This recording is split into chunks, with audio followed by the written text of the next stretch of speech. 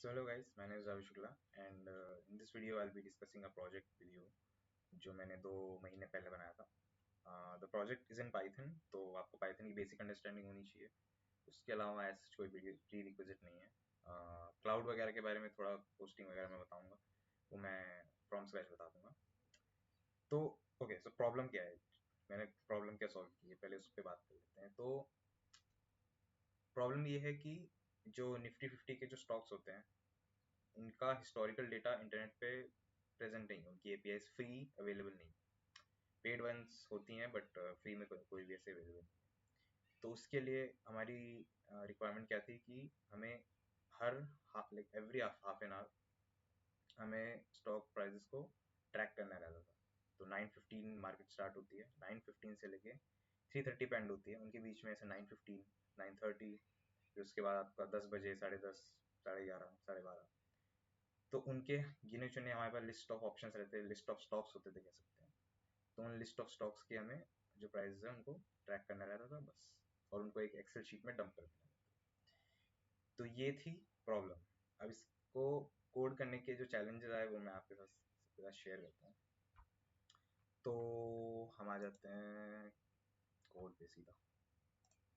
Right, तो इसका code लिखा हुआ है, ठीक है।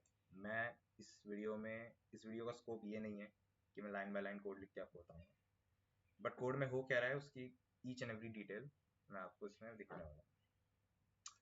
तो एंट्री पॉइंट यहाँ से सारी चीज़ें इंपोर्ट कर लेगा जो भी इसको चाहिए होगी। फिर उसके बाद हमें हर स्क्रिप्ट में कुछ ना कुछ वेरिएबल्स तो डिफाइन करने होते हैं। तो उसको मैंने हार्ड कोड नहीं किया है, उसको मैंने config.json में आपके config.json फाइल में मैंने इसको डिफाइन कर लिया। वो फाइल यहाँ पर है। तो सबसे पहले इसमें कुछ कांस्टेंट डिफाइंड है, जैसे सिंबल है निफ्टी। अब मुझे कैसे पता चला ये सिंबल निफ्टी ही है? तो इसकी जो ऑफिशियल वेबसाइट है एनएससी इंडिया ऑप्शन चेन, तो इसके अंदर अगर देखोगे ना, यहाँ पे ये दिखा रहा है निफ्टी। तो इसके अंदर आपको सारी लिस्ट ऑफ स्टॉक्स दिख जाएंगे, जो भी ऑप्शंस अवेलेबल होंगे वो यहाँ पे दिख जाएंगे। वहां से मिला मुझे ये। अब शेड्यूल टाइम कि मेरे को किस किस टाइम पे जो स्क्रिप्ट है वो रन होगी अपने आप, कब शेड्यूल होगी अपने आप। तो ये मैंने उसको लिस्ट ऑफ वो दे दिए, जितने भी चिड़िया। तो जितने भी लिस्ट ऑफ टाइम्स होंगे वो यहाँ पे शो कर देगा। एक्सेल डायरेक्टरी की जो एक्सेल का जो एक्सेल फाइल जो क्रिएट होगी वो कहाँ पे डंप होगी वो यहाँ पे दे दिया है। प्लस इसके साथ एक और फीचर दिया है कि अगर मान लो आपको एक्सेल के साथ साथ गूगल शीट भी यूज़ करनी है, तो मैंने अपना जो गूगल ड्राइव होती है उसके अंदर एक शीट बना रखी है, उसके बारे में उसका डेटा ये गिवन है यहाँ पे। और ऑब्वियसली वो ऑथेंटिकेट करने के लिए गूगल ड्राइव के लिए में ऑथेंटिकेट करने के लिए एक फाइल अलग से credentials.json करके है, जो कि सर्वर पे मैं डाल दूंगा। अभी यहाँ पे अवेलेबल नहीं है बिकॉज ये फ्रेशली रेपो मैंने क्लोन किया है अभी, लेकिन ये सर्वर्स पे हम डालेंगे बाद में। ठीक है, इसने यहाँ से इससे पूरा रीड करा लिया। ओके, अब आगे बढ़ते हैं। तो अब जो कोड का एंट्री पॉइंट है, कोड का एंट्री पॉइंट यहाँ से नहीं है, कोड का एंट्री पॉइंट यहाँ से होता है if names goes to main, यहाँ से। तो जो कोड का एंट्री पॉइंट होगा वो यहाँ से होगा। इसमें पहला फंक्शन कॉल हो रहा है इनिशियलाइज डेटाबेस को, उसको हम स्किप करेंगे। ये सारी चीज़ें मैं एक्सप्लेन करूंगा, पार्सर वगैरह आर्गुमेंट्स वगैरह क्या होते हैं। बेसिकली वो होते हैं जब आप पाइथन कोई भी कमांड चलाते हो, कमांड लाइन में उसके साथ जो आर्गुमेंट्स पास करते हो उसके लिए होती है। और फिर उसके बाद ये कॉन्फ़िगरेशन जो हमने यहाँ पे बनाई थी रीड वाली, ये इसमें से जो शेड्यूल टाइम्स है वो यहाँ पे टाइम्स के अंदर कॉपी कर लेगा। एंड फॉर एवरी टाइम ये लिस्ट के फॉर्मेट में है, तो लिस्ट को हम आइटरेट कर सकते हैं। तो हर टाइम के लिए एक शेड्यूल यहाँ पे क्रिएट कर देगा, ठीक है। और वो शेड्यूल कौन सा होगा, कौन सा फंक्शन कॉल करेगा, वो कॉल करेगा जॉब का, जो कि हमने ऊपर बना रखा है। अभी इसके अंदर जाएंगे तो करेगा क्या, ये स्टार्टिंग में आते ही सबसे पहले इसने सारी चीज़ें कॉन्फ़िगर की, डेटाबेस वगैरह वो सब बाद में देखेंगे। इसने सारे टाइम्स उठाए जितने भी जब जब हमें जॉब को चलाना होगा, जब जब स्क्रिप्ट रन करनी होगी, उन सबको शेड्यूल कर देगा। और शेड्यूल करने के बाद ऐसे एकदम से रन नहीं कर देता, ये एक वाइल लूप लगाते हैं। ये सारी चीज़ें डॉक्यूमेंटेशन में लिखी हुई हैं ऑब्वियसली, सारी चीज़ें आप डॉक्यूमेंटेशन में जाके देख सकते हो शेड्यूल के। एक बार शेड्यूल करने के बाद फिर ये सबको एक एक करके पेंडिंग वाली लिस्ट में डाल देगा, और उनको जब जब देखेगा कि भाई टाइम हो गया है तो फिर उस टाइम के हिसाब से चलाता रहेगा। अब एक बार इसके अंदर जाते हैं, जॉब के अंदर जाते हैं, इस पर कंट्रोल क्लिक करूंगा मैं, डायरेक्ट मेरे को यहाँ पे लेके जाएगा। इसको एक बार एक्सपैंड करते हैं, ये है क्या। तो वही इसने कॉन्फ़िगरेशन से अगेन यहाँ से सारी चीज़ें पहले उठा ली, वेरिएबल्स में डिफाइन कर दी एक एक करके, ठीक है। अब इसके अंदर चीज़ें यहाँ से स्टार्ट होती हैं, filtered options, time stamp, underline value. ये तीन वैल्यूज में यहाँ पे ये तीन वेरिएबल्स में क्रिएट कर रहा हूँ जिसमें इसका रिटर्न डेटा आएगा। अब इस फंक्शन के अंदर जाते हैं, मैं आपको उस फंक्शन के अंदर जाके दिखाऊंगा कि किस तरह डेटा फेच किया जा रहा है। फेच ऑप्शन चेंज पे आ गए, इसको मैं एक्सपैंड करता हूँ। अब इसके अंदर देखो, इसके अंदर पहले इसने करंट टाइम उठाया, ठीक है। फिर उसके बाद data is equals to rectified, get rectified data, इसने करंट टाइम उठाया एंड देन फिर इसने एक वेरिएबल क्रिएट किया डेटा नाम से, जिसके अंदर get rectified data function call हो रहा है, उसकी रिटर्न वैल्यू आ रही है। और इसके अंदर ये दो आर्गुमेंट्स पास कर रहा है, सिंबल और टाइम नाउ। टाइम नाउ यानी फिलहाल का टाइम, करंट टाइम जो भी हो रहा है, और सिंबल वन यानी निफ्टी का वही। अब गेट रेक्टिफाइड डेटा के अगर मैं अंदर जाऊंगा अगेन, इसको मैं करूंगा एक्सपैंड। अब यहाँ से ये एक वाइल लूप चला रहा है, वो भी इनफाइनाइट वाइल लूप, ये कहीं भी ब्रेक नहीं होगा। और इसकी ब्रेकिंग स्टेटमेंट मैंने आगे लिखी है, वो मैं आगे दिखाऊंगा। तो ये कर क्या रहा है, ये एक फंक्शन कॉल कर रहा है HTTP रिक्वेस्ट नाम से, सेंड HTTP रिक्वेस्ट, और इसके अंदर निफ्टी का सिंबल भेज दे रहा है। अगर मैं इस फंक्शन के भी अंदर जाऊंगा तो यहाँ पे कुछ नहीं कर रहा है, यहाँ पे सिंपल से हमारे पास एक URL है, ये URL कुछ नहीं है, यही वाला है। और ये API मेरे को मिल गई थी, इसकी API अगर हम यहाँ पे इंस्पेक्ट करके देखेंगे, मैं यहाँ पे नेटवर्क टैब में जाऊंगा और मैं एक बार इसको यहाँ से रिफ्रेश करूंगा इस वाले बटन से, तो यहाँ पे मेरे को दिख जा रहा है ऑप्शन योर जेसन,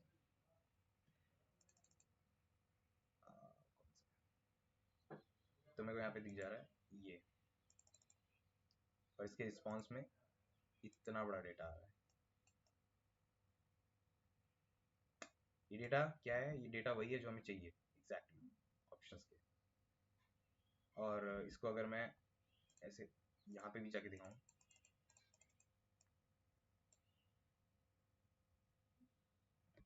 तो ये डेटा कुछ ऐसा दिखता है।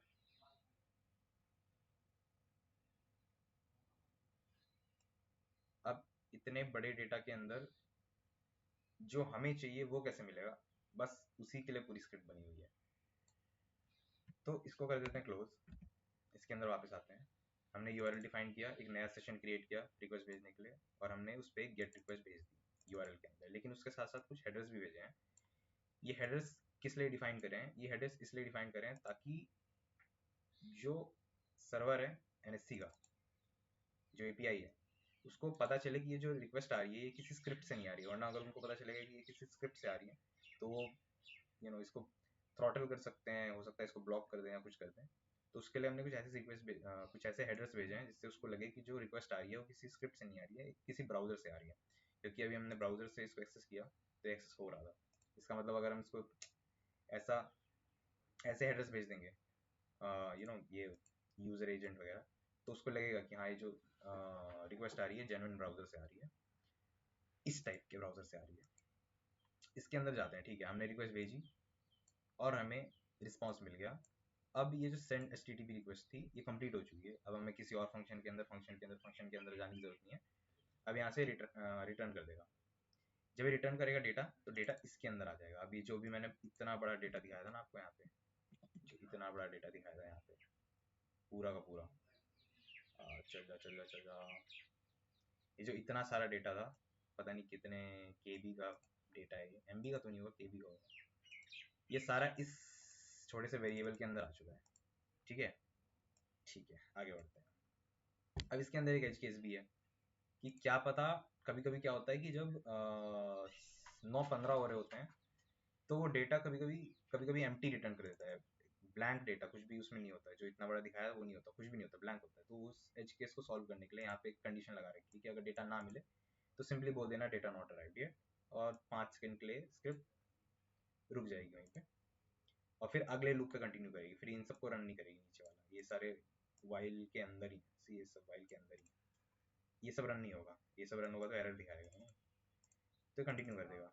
एक और एज केस है कि अगर रिक्वेस्ट फेल हो गई तो भी कुछ करा नहीं जा सकता, नेट वगैरह नहीं चल रहा आपका स्क्रिप्ट चलाते टाइम, फिर रिक्वेस्ट नहीं भेज पाएगा, तो उसके लिए भी रखा है, दोबारा कंटिन्यू कर देगा, इस लूप के बाहर आ जाएगा, अगले लूप में आ जाएगा। लेकिन ठीक है, हमारे पास डेटा भी आ गया, हमारे डेटा एम्प्टी भी नहीं है, रिक्वेस्ट में कोई प्रॉब्लम भी नहीं है, हमें डेटा मिल गया कुल मिला के। अब ये क्या करेगा कि ओके मैं वापस जाता हूँ यहाँ से, इसको बंद नहीं करते हैं, इसको ओपन रखते हैं, तो इसमें मुझे कुछ चीज़ें दिखानी है।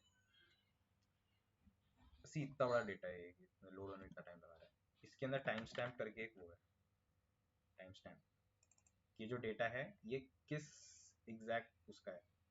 तो अभी तो खैर सुबह के 7:30 बज रहे हैं, सुबह के 7:30 बज रहे हैं, ये डेटा है कल 1 अक्टूबर का, कल छुट्टी 2 अक्टूबर की छुट्टी थी, 2 अक्टूबर को मार्केट बंद रहता है, गांधी जयंती। 1 अक्टूबर का डेटा है ये, 1 अक्टूबर तुम्हारा 3:30 बजे का, ठीक है। तो उसके अंदर ये रिकॉर्ड्स के अंदर, रिकॉर्ड्स कोई वो होगा, कोई एक की होगी, उस की के अंदर एक और की होगी टाइम स्टैम्प, ये वाली, और तो हमें स्ट्रिंग फॉर्मेट में ये पूरा मिल गया। एक स्ट्रिंग फॉर्मेट में मिला है लेकिन उसका कुछ खास काम नहीं होता, तो उसको पहले ऑब्जेक्ट में कन्वर्ट करना पड़ता है, तो ये पाइथन ऑब्जेक्ट में कन्वर्ट कर देगा उसी सेम चीज़ को। फिर टाइम डिफरेंस ले लेगा, फिलहाल का टाइम और जो लास्ट टाइम मिला था, जो ये वाला टाइम है, टाइम स्टैम्प लास्ट जब रिक्वेस्ट में मिला था जो टाइम, और जो करंट टाइम हो रहा है क्लॉक में, उनका डिफरेंस ले लेगा, और अगेन ये भी एक ऑब्जेक्ट ही होगा। फिर उसके बाद एक फ्लैग बना रखा है मैंने यहाँ पे, एक वेरिएबल बना रखा है मार्केट क्लोज का, कि चेक करना है कि अगर मार्केट बंद हो गया है तो इसको ट्रू कर दो, अदरवाइज फॉल्स। इसका काम क्या है, इसका काम ये है कि अगर मार्केट क्लोज हो चुकी है तो फिर बार बार रिक्वेस्ट भेजना बंद कर दो, इसका कुल मिला के ये काम है। इस पे नहीं जाएंगे हम, ये कुछ और कंडीशन है, बट फिलहाल के लिए इतना समझो कि अगर यहाँ पे कंडीशन लगा रखी है अगर मार्केट क्लोज हो चुकी है तो बार बार रिक्वेस्ट भेजने का कोई फायदा नहीं है, कुछ जो डेटा आया है वो उतना ही रहेगा, उसके आगे नहीं मिलेगा। तो ये कंडीशन वो काम करती है, यहाँ पे कमेंट भी डाल रखा है खैर मैंने। अब इसके अंदर एक चीज समझो, मैं एमएस पेंट खोलता हूँ उसमें पहले, वो वरना वो ऐसा समझ में नहीं आएगा।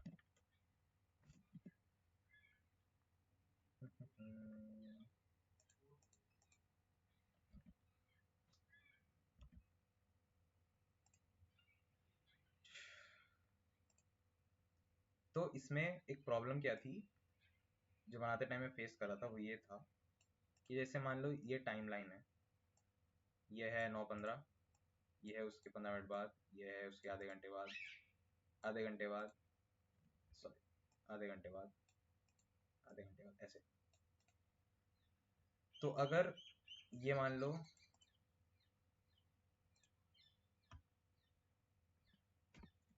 ये है 9:50, बहुत छोटा है,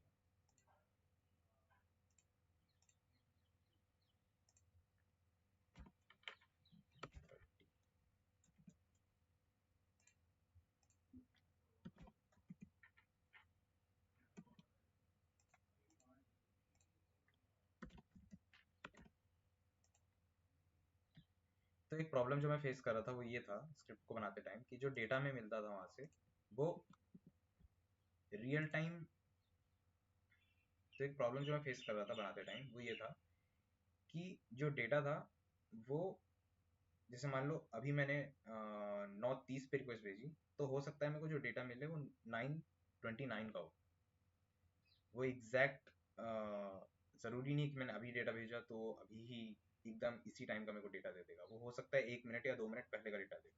बट मेरा एक कंस्ट्रेंट ये था कि जो मेरे को डेटा चाहिए वो एक, उसका मार्जिन 1 मिनट से ज़्यादा नहीं होना चाहिए, मैं 1 मिनट आगे पीछे हैंडल कर सकता हूँ पर उससे ज़्यादा नहीं, क्योंकि फिर वो पुराना कंसिडर करा जाएगा। मतलब मैं अगर लोगों को बताऊंगा कि भाई ये 9:30 का है और वो 9:28 का होगा, तो जो मार्केट होती है वो तो एक एक सेकंड में ऊपर नीचे होती है, तो फिर उसका कोई फायदा नहीं होगा, वो एकदम मतलब गार्बेज वैल्यू बोलेंगे उसको।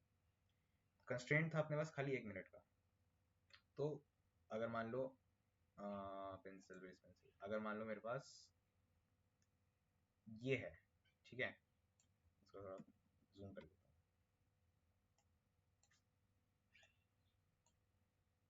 तो अगर ठीक है, मेरे पास डेटा यहाँ से आ रहा है, आ रहा है, इसको थोड़ा बोल्ड कर लेते हैं,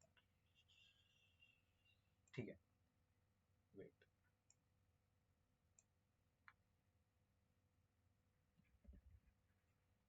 तो कंस्ट्रेंट अपने पास इतने का है। तो मान लो यहाँ से मेरे पास डेटा आ रहा है, आ रहा है, आ रहा है, आ रहा है, आ रहा है, और अभी यहाँ तक पहुंचा है, यहाँ तक, इनके बीच में अभी भी जगह है, ठीक है, और टाइम हो चुका है यहाँ तक का, ठीक है। तो करंट टाइम ये है, डेटा भी यहाँ तक का आया है, ठीक है। तो जब इस टाइम पे मैं रिक्वेस्ट भेजूंगा, तो इनके बीच का जो रेड कलर है, तो इनके बाद बीच का जो ये डिफरेंस है ना, ये डिफरेंस मैं करूंगा मेजर। अगर ये डिफरेंस 1 मिनट से यानी 59 सेकेंड से कम है, तो मैं जो ये वैल्यू है, ये वाली वैल्यू, मैं इसको कंसिडर कर लूंगा। अगर नहीं होगा तो मैं इसको कंसिडर नहीं करूंगा। कंसिडर नहीं करूंगा तो फिर उसके बाद अगला एक्शन क्या होना चाहिए, क्योंकि कभी तो कंसिडर करना पड़ेगा। तो मैं कंसिडर कब करूंगा, जब ये वैल्यू यहाँ से थोड़ी सी आगे बढ़ के यहाँ पे आ जाएगी, तब मैं दोबारा चेक करूंगा कि क्या ये वाली जो नई वैल्यू यहाँ तक आई है, क्या ये वैल्यू 59 सेकंड से कम है, एंड ऑब्वियसली 59 सेकंड से कम ही होगी, बिकॉज बेसिक मैथ्स। तो फिर उसके बाद मैं इसको कंसिडर कर लूँगा। और ये बार बार, तो इसको करने के लिए टाइम आउट कितना दिया है मैंने, कि कितनी देर में चेक करता रहेगा। तो ये हर 15 सेकंड में चेक करेगा। ये मैंने इसको क्लोज कर देते हैं, कोड में आते हैं, समझ में आ गया होगा क्या कह रहा हूँ। तो वही है, ये टाइम डिफरेंस चेक करेगा। अगर टाइम डिफरेंस 59 सेकंड से कम है, तो इसको पता चल जाएगा जो डेटा आया है वो फ्रेश आया है अपने पास, 1 मिनट से अंदर, 1 मिनट के अंदर अंदर का है, और ये डेटा को रिटर्न कर देगा। और कंडीशन लगाया है कि या तो ये हो, और एक और कंडीशन पे डेटा बिना देखे रिटर्न कर देगा जब स्किप रिट्राई हो, कि जब मार्केट ऑलरेडी बंद हो चुकी है और डेटा आ ही नहीं रहा है, तो अपने पास जो बचा है हम वही दे देंगे, तो फिर हमें चेक करने की जरूरत नहीं पड़ेगी कुछ भी। तो 59 सेकंड वाला रूल खत्म हो जाएगा, क्योंकि और डेटा आ ही नहीं रहा है, लास्ट वाला ही हम बस दिए जा रहे हैं। तो उस केस में डेटा रिटर्न हो जाएगा। और अदरवाइज अगर वो देखेगा कि जैसा मैंने दिखाया था कि जो पहले वाला रेड वाला टिक था, कि अगर डेटा 59 सेकंड से पहले का है, तो फिर वो कह देगा भाई डेटा ओल्ड है, अभी हम इसको कैच नहीं करेंगे। वो 15 सेकंड का, जैसे मैंने बोला था, 15 सेकंड का टाइम आउट लेगा, और ये वाला जो वाइल लूप था ये वापस से चलना स्टार्ट हो जाएगा। पहले डेटा की वैल्यू नन होगी, दोबारा रिक्वेस्ट भेजेगा, देखेगा डेटा आया कि नहीं आया है सही में, नहीं आया होगा तो ये बोलेगा, कोई प्रॉब्लम आ जाएगी तो ये बोलेगा, वापस से पूरी कहानी होगी, और फिर उसके बाद फाइनली डेटा रिट्रीव हो जाएगा। और जब ये डेटा रिटर्न कर देगा, तो फिर ये वाला जो फंक्शन है वो ओवर हो जाएगा, और फिर हम वापस कहाँ आ जाएंगे, हम वापस जहाँ आ जाएंगे जहाँ से हमने शुरू किया था, डेटा ऑप्शन चेंज, डेटा मिल गया, ठीक है। अब उसके अंदर अब तो कोई, अब जो मंडेन काम था वो खत्म हो चुका है। अब खाली छोटी छोटी चीज़ें बची हैं, जैसे कि डेटा में से फिल्टर कौन कौन सा करेगा, जो जो हमें चाहिए होंगे। उसके अंदर फिल्टर नाम से की होगी, वो हम रिट्रीव कर लेंगे। अंडरलाइंग वैल्यू करके एक वो है, इसमें मैं दिखाता हूँ, underlying value, sorry sorry sorry. तो हर स्टॉक का जो करंट प्राइस होगा, जो एवरेज प्राइस होगा, वो अंडरलाइंग वैल्यू होगी उसकी, तो वो हमें यहाँ से मिल जाएगी। तो फिर वो इसके अंदर आ जाएगी, वही टाइम स्टैम्प अगेन दोबारा चाहिए होगा हमें। फिर उसके बाद ये वाली लाइन में कुछ नहीं कर रहा है, जो भी डेटा है, एक थर्ड पार्टी लाइब्रेरी मैंने यूज़ की है, जो भी डेटा होगा उसको डंप कर देगा फॉर बैकअप के लिए, कि कल को सारा डेटा उड़ भी गया तो हमारे पास बैकअप रखा रहे।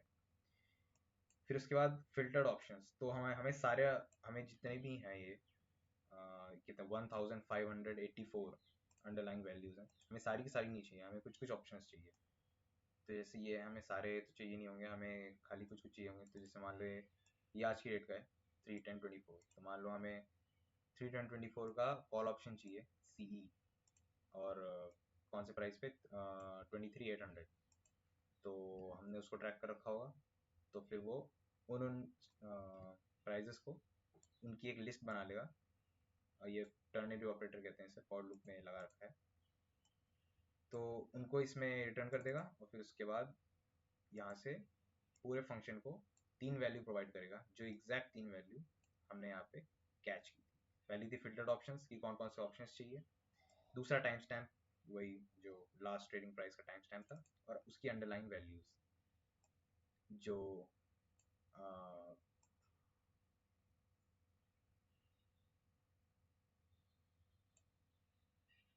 एंड फाइनली उसकी अंडरलाइन वैल्यू जो कि करंट निफ्टी का जो प्राइस होगा उस एग्जैक्ट मोमेंट पे, इस टाइम स्टैम्प पे जो निफ्टी का प्राइस होगा वो यहाँ पे रिटर्न हो जाएगा।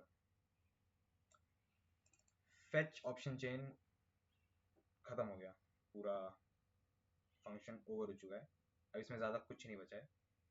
एक अगला फंक्शन जो है, तो ठीक है फेच ऑप्शन चेन हो गया है हमारे पास, तो ठीक है फेच ऑप्शन चेन हो गया है, तो ठीक है फेच ऑप्शन चेन हो गया है, फिल्टर्ड ऑप्शन हमें मिल चुके हैं जो भी हमें चाहिए थे, लेकिन उनका जो डेटा है वो एपीआई के फॉर्मेट में है, कि जो एपीआई ने हमें दिया है उस फॉर्मेट में हमें डेटा नहीं चाहिए होता है, हमें खुद का एक फॉर्मेट चाहिए होता है जिसके ऊपर हम अपनी एनालिसिस वगैरह जो भी डेटा के साथ करना रहेगा वो करेंगे। तो उसके लिए एक ट्रांसफॉर्म डेटा करके एक फंक्शन है, यहाँ से हमने लिया, हमने इसी के डेटा को, रॉ डेटा को इसमें पास कर दिया ट्रांसफॉर्म डेटा में, और इसके अंदर जाके देखें तो इसने पहले एक एम्प्टी एरे बनाई है, एक एम्प्टी लिस्ट बना दी, और जितने जितने भी प्राइजेस थे स्ट्राइक प्राइस, उनके दो टाइप के होते हैं, कॉल ऑप्शन पुट ऑप्शन। तो कॉल के लिए हमने इस तरह की एक डिक्शनरी बनाई है, इस तरह का डेटा डालेगा, जो पुट ऑप्शन होंगे उनमें इस टाइप का डेटा डालेगा, और फिर वापस इसको ट्रांसफॉर्म कर देगा, तो हमें जिस तरीके से चाहिए थी उस तरीके से हमें डेटा मिल जाएगा। यहाँ से रिटर्न करेगा, यहाँ से भी रिटर्न हो गया, ठीक है, बस ट्रांसफॉर्म डेटा आ चुका है। अब एक सिंपल सा मैंने डिक्शनरी बनाया है, इस पे अभी आते हैं, इस पे बाद में आते हैं, पहले यहाँ समझ लो कि वो हो गया। फिर उसके बाद वो एक्सेल फाइल अपडेट कर देगा, ये थर्ड पार्टी लाइब्रेरी यूज़ की है मैंने एक्सेल की, किस नाम से, ये है पाई एक्सेल, ओपन पाई एक्सेल, इस नाम से एक लाइब्रेरी है, उसको मैंने यूज़ किया है।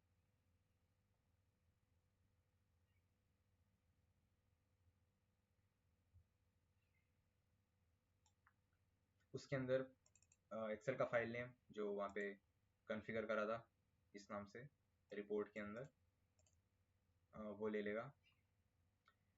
फिर उसके बाद ये मैंने कहा था ना हम इसमें वापस आएंगे, तो ये है क्या, फाइल का नाम बता दिया, अब उसके अंदर क्या क्या डेटा डंप करना है, उसको क्या सिंबल होना चाहिए, क्या टाइम स्टैम्प होना चाहिए, अंडरलाइंग वैल्यू मतलब लास्ट ट्रेडिंग प्राइस क्या था, निफ्टी का करंट प्राइस क्या चल रहा है लास्ट ट्रेडिंग वो, और हमारा जो ट्रांसफॉर्म डेटा था, एज सिंपल एज दैट। फिर उसके बाद एक्सेल अपडेट कर दी। अब मैंने गूगल शीट का दिखाया था, तो गूगल शीट के लिए भी सेम चीज़, हमने पहले ये सारा डेटा दे दिया, सिंबल वगैरह, डेटा, अंडरलाइन वैल्यू। फिर उसके बाद वही क्रेडेंशियल्स मैंने पास कर दिए जो मैंने यहाँ पे रखे थे, ये सारी चीज़ें यहाँ पे पास कर दी, एंड इट विल वर्क।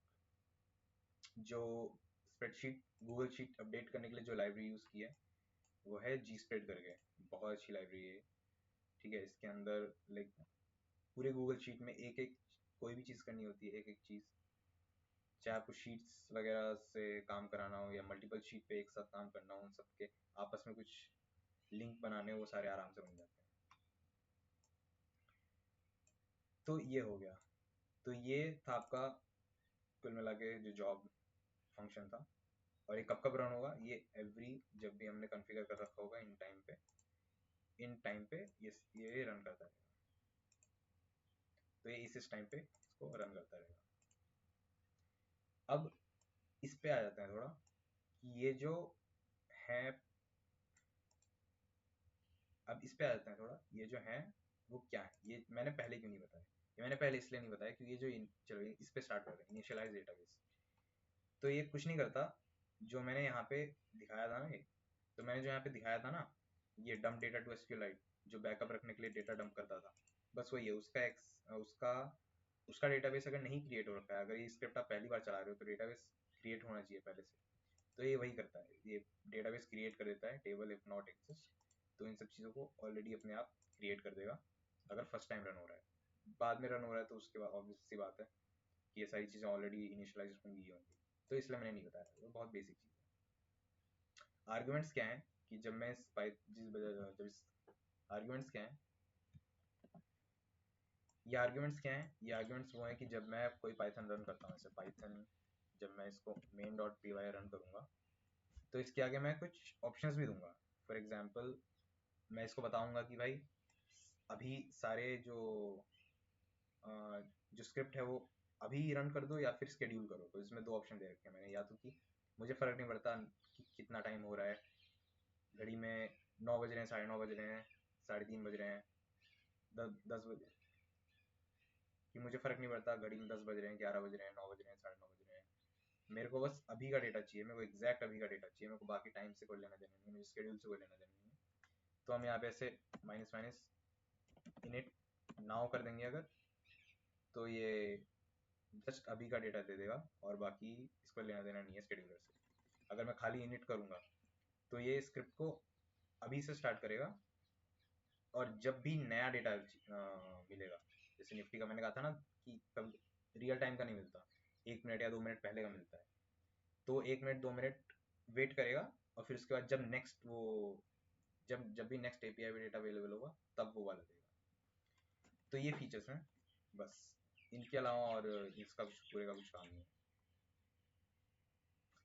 अब जो स्क्रिप्ट है वो यहाँ से चलाई जा सकती है, बट यहाँ से चलाने का फायदा नहीं, यहाँ से चलाएंगे तो फिर वो हमें बैकग्राउंड में पता नहीं चलेगा कि क्या चल रहा है। तो उसके लिए एक फ्लास्क ऐप बनाया था मैंने। फ्लास्क एक फ्रेमवर्क होता है जो पाइथन का है, इसके अंदर काफ़ी अच्छी डॉक्यूमेंटेशन वगैरह दे रखी है। तो इसमें कुछ नहीं होता, एक बेसिक्स अगर हम टेम्पलेट भी उठा लेंगे कहीं से, तो इसके अंदर क्या होता है, कुछ नहीं होता, एक अगर बेसिक सी टेम्पलेट उठा लेंगे, हम कोई भी बेसिक सी HTML फाइल बनाएंगे, जो मैं दिखाता हूँ मैं किस टाइप की बनाई है। अगर मैं इस फाइल को ओपन करूँ, टेम्पलेट्स के अंदर HTML को ओपन करूँ, तो ये कुछ इस तरह दिखती है। कुछ नहीं है, स्टार्ट स्क्रिप्ट, स्टॉप स्क्रिप्ट, बाकी ये कोड मैं अभी समझाऊंगा। स्टार्ट कर दूंगा तो स्क्रिप्ट अपने आप स्टार्ट हो जाएगी, स्टॉप कर दूंगा तो अपने आप स्टॉप हो जाएगी। अब इसके कोड को थोड़ा सा हम एक्सप्लेन, तो अब इसके कोड को हम थोड़ा सा देखते हैं अंदर से क्या है। तो app.py के अंदर फ्लास्क का जो कोड है वो लिखा जाता है। फ्लास्क ये सारी चीज़ें मतलब सीधा कॉपी पेस्ट है, सीधा डॉक्यूमेंटेशन से जो मैंने भी दिखाई फ्लास्क की, इसके अंदर आराम से मिल जाता है। चैट जीपीटी से बोलोगे वो भी बना देगा, कोई बड़ी बात नहीं है, ठीक है। इसके अंदर एक चीज़ जो क्लाउड की एक चीज़ मैं बताता हूँ, वो ये है, इसके अंदर जो कॉन्फ़िगरेशन कर रखा है कि किस तरीके से काम करता है क्लाउड का, मैं एक चीज़ बताता हूँ। उसमें एक चीज़ होती है प्रोसेस आईडी। तो प्रोसेस आईडी क्या होती है कि जो हम स्क्रिप्ट चला रहे होंगे वो किसी ना किसी, उसको प्रोसेस बोलते हैं, किसी भी सर्वर पे, किसी भी कंप्यूटर पे कोई भी चीज़ चल रही होती है तो एक प्रोसेस होती है। कोई भी अगर प्रोग्राम चल रहा है तो एक प्रोसेस है। तो उस प्रोसेस आईडी को मैं ट्रैक करूंगा, ठीक है। उस प्रोसेस आईडी को मैं एक फाइल में, एक PID नाम की फाइल बनाई, किस नाम की, तो उस प्रोसेस आईडी को मैं ट्रैक करूंगा, उस प्रोसेस आईडी को मैं स्टोर करूंगा कहाँ पे, एक PID नाम की फाइल में, ठीक है।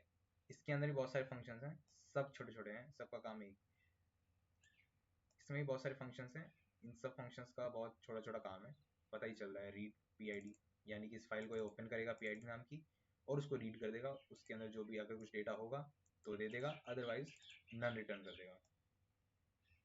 राइट PID कि वो प्रोसेस आईडी को देखेगा और फाइल के अंदर राइट कर देगा।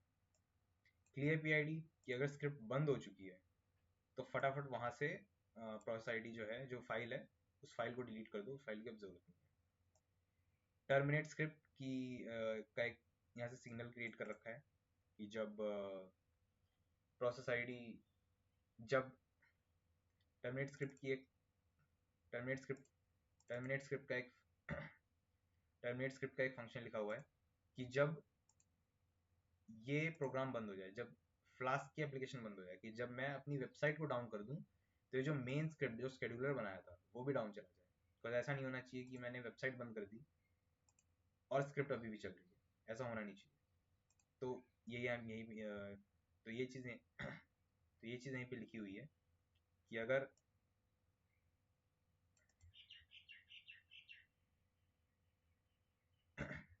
तो ये चीज़ यहीं पे लिखी हुई है, टर्मिनेट स्क्रिप्ट को यहीं पे कॉल किया हुआ है कि एट एग्जिट यहाँ से इंपोर्ट करा है, पाइथन का इनबिल्ट क्या मॉड्यूल है कि एट एग्जिट की जब स्क्रिप्ट फ्लास्क वाली बंद हो जाए तो स्क्रिप्ट भी टर्मिनेट कर देना। तो यानी कि ये जाएगा और इस प्रोसेस आईडी को सिग्नल दे देगा टर्मिनेट का, सिग्नल टर्मिनेट। बहुत सिंपल है। फिर उसके बाद वही बेसिक फ्लास्क का कोड की स्लैश यानी कि होम पेज पे HTML को रेंडर कर देना और उसके अंदर प्रोसेस आईडी पास कर देना। प्रोसेस आईडी पास यहाँ जो कर रहे हैं वो कहाँ रिसीव होगी, यहाँ पे देखो सेम वेरिएबल है, मैंने यहाँ पे प्रोसेस आईडी दी इस index.html को और यहाँ से इसने कैच कर ली। अगर प्रोसेस आईडी होगी तो ये लिखा हुआ आएगा कि भाई स्क्रिप्ट इज रनिंग, अगर नहीं होगी तो बोल देगा नो स्क्रिप्ट इज रनिंग। अभी मैंने HTML को डायरेक्ट फाइल के through as a file open किया है तो इसलिए दिखा रहा है। जब मैं इसको सर्वर के थ्रू फ्लास्क के थ्रू ओपन करूंगा, जो कि मैं अभी करके दिखाऊंगा, जब उसको उसके थ्रू ओपन करूंगा तो ये नहीं दिखाएगा। तो ये इसको अच्छे से बकायदा अगर ये कंडीशन होगी तो ये दिखाएगा, ये कंडीशन होगी तो ये दिखाएगा। ठीक है, तो अब इसको मैंने गूगल क्लाउड पे डाला था, मैं गूगल क्लाउड पे दिखाता हूँ कंसोल पे कि कैसा दिखता है। ये क्रेडेंशियल्स वाला पेज खुल गया, क्रेडेंशियल्स वही जो यहाँ पे मैंने क्रेडेंशियल्स वो कर रखा है, ये यहीं से डाउनलोड होता है। खैर, तो गूगल क्लाउड पे GDSC में एक GDSC में तो होते ही रहते हैं गूगल क्लाउड के, तो उसमें दिखाया भी था, इसमें VM इंस्टांसेस करके होगा, VM instances, okay, compute engine VM instances. तो यहाँ से हम अपना खुद का एक सर्वर जो है वो कॉन्फ़िगर कर सकते हैं। इसके अंदर ये NSC ऑप्शन करके चल रहा है, यहाँ से मैं क्रिएट न्यू करूँगा, क्रिएट हो जाएगा। कुछ नहीं होता, क्रिएट न्यू करेंगे, यस यस यस करते जाओ, अपने आप क्रिएट हो जाता है। इसके अंदर SSH करेंगे, SSH मतलब सिक्योर शेल, यानी कि हम सर्वर के अंदर जा रहे हैं। सर्वर दिखता कैसा है, लिनक्स के सर्वर्स होते हैं, उबंटू यूज़ कर रहा हूँ मैं तो इसके अंदर साइन इन करेगा, ये टाइम लगेगा तो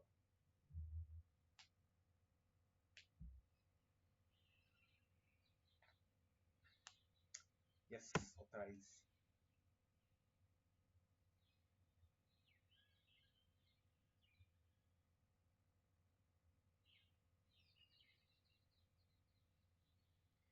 ठीक है, तो ये सर्वर के अंदर आ चुके हैं, ये इसके कॉन्फ़िगरेशंस हैं। 10 GB का वो है, 29% यूज़ कर रहा है। इतनी सिंपल सी एप्लीकेशन है पर 29% यूज़ कर रही है 1 GB का। इसके अंदर LS करूँगा, लिस्ट करूँ, थोड़ा जूम कर लेते हैं।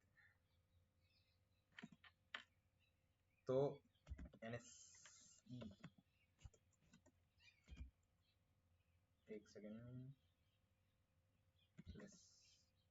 NS CD NSC। तो इसके अंदर ये वही सारी फाइल्स हैं। इसके अंदर credentials.json भी है, जो कि अगर मैं दिखाऊं दिखने में कैसी होती है। वैसे मेरे को दिखाना नहीं चाहिए क्योंकि सिक्योरिटी रीजंस, तो मैं नहीं दिखाऊंगा।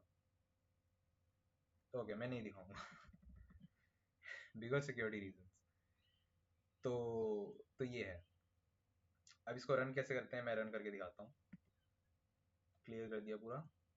तो इसके अंदर हम लिखते हैं python3 app.py। ये जो ऐप जो था एंट्री पॉइंट, हमारा एंट्री पॉइंट ऐप है, मेन नहीं है। मेन अपने आप चलने लग जाएगा, किसके थ्रू, app.py के थ्रू, क्योंकि यहाँ पे मैंने मेंशन कर रखा है कि जब स्टार्ट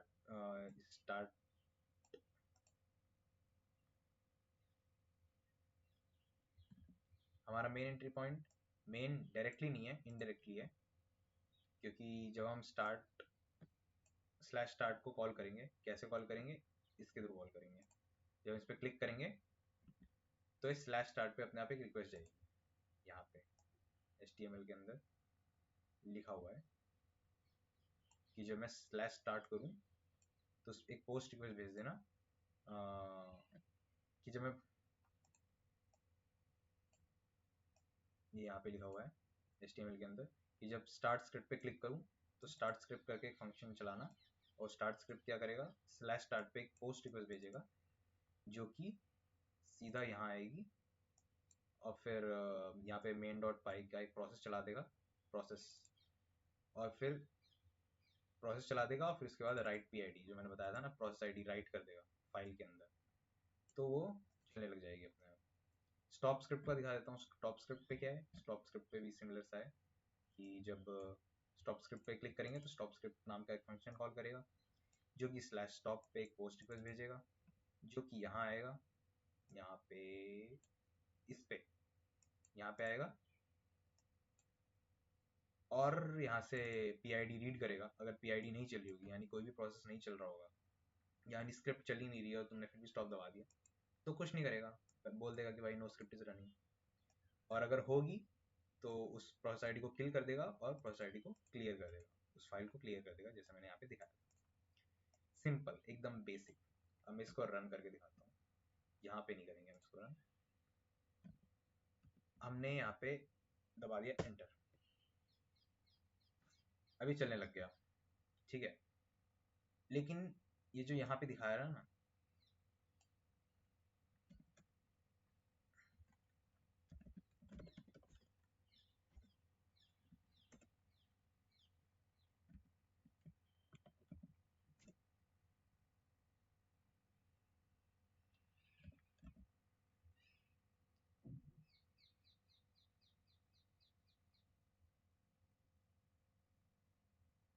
लेकिन ये यहाँ पे नहीं चलाएगा इसको। ये दिखा रहा है कि रनिंग ऑन इतना HTTP इतना 127.0.0.1, ये तो हमें पता है ये लोकल होस्ट होता है। लेकिन ये जो दूसरा वाला दिखा रहा है ये यहाँ पे भी नहीं चलाएगा।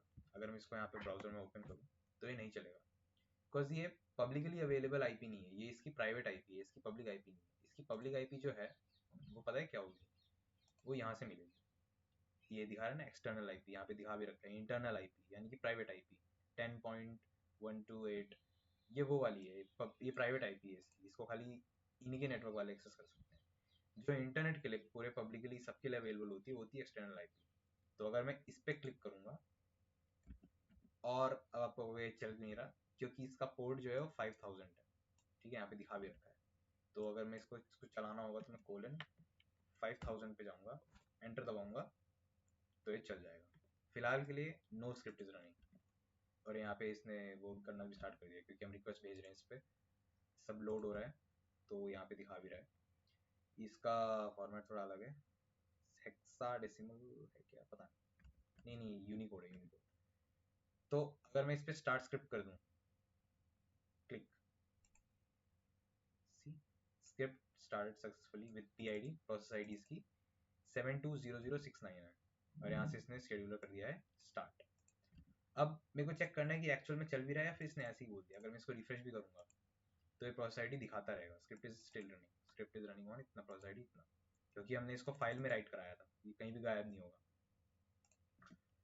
तो एक बार मैं इससे बाहर आ जाता हूँ, साइट चलती रहेगी, साइट बंद नहीं होगी, इसके लिए कमांड होती है Ctrl+A+D, डिटैच कर देता है। तो अगर मैं यहाँ पे ls करूँगा तो सी यहाँ पे एक फाइल बन चुकी है PID नाम से, दिख रही होगी।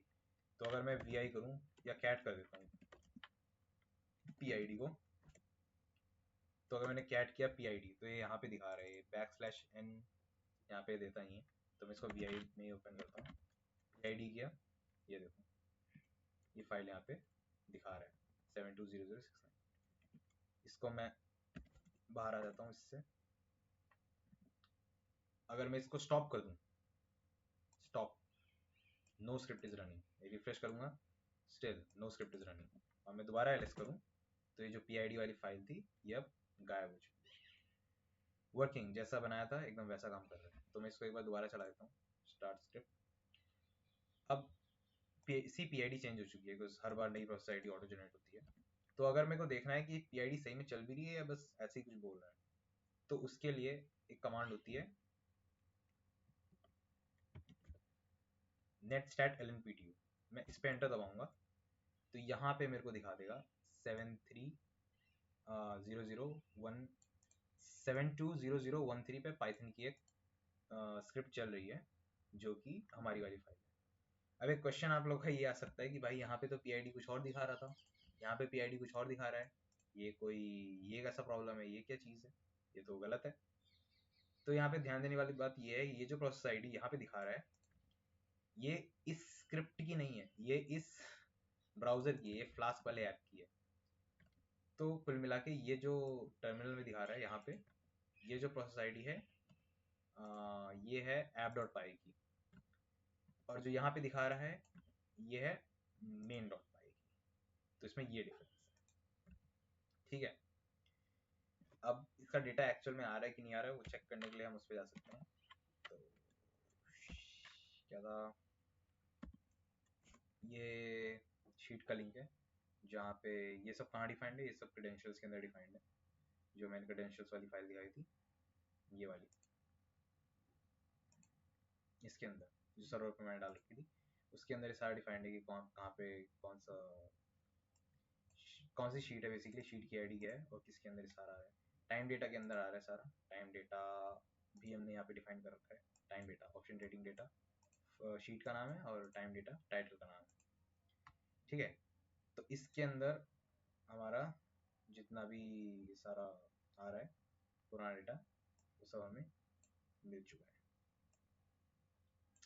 सो यस, एज टाइम पासेस ये ऑब्वियसली डेटा और भी ज़्यादा बनता जाएगा, इनके ऊपर से एनालिसिस वगैरह भी करते हैं, बट हाँ मेनली जो था वो ये किया। सो या नाइस डेटा, ये था अपना प्रोजेक्ट। और बाकी इसका पूरा कोड ऑब्वियसली गिटहब वगैरह पे अवेलेबल है, लिंक वगैरह डिस्क्रिप्शन में डाल दूंगा मैं। See you, thanks for watching, like share subscribe.